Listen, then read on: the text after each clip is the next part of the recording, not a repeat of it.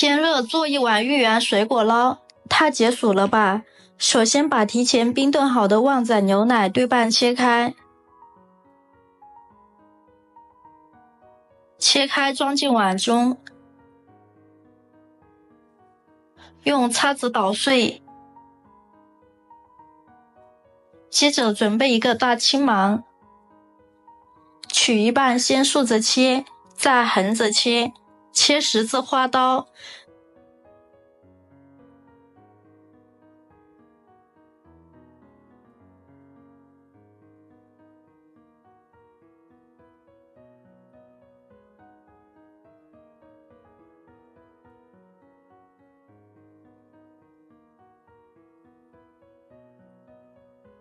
用手将芒果翻出花状，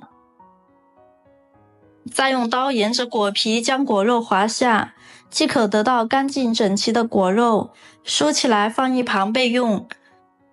锅中多加一点清水，盖上盖子将水烧开。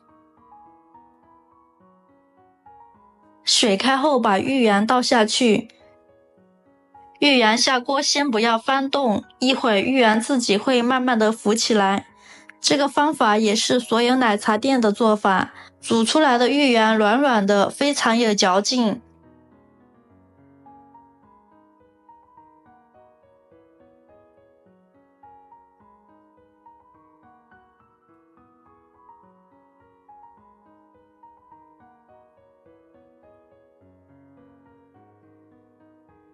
等到芋圆全部浮起来，再搅拌2分钟。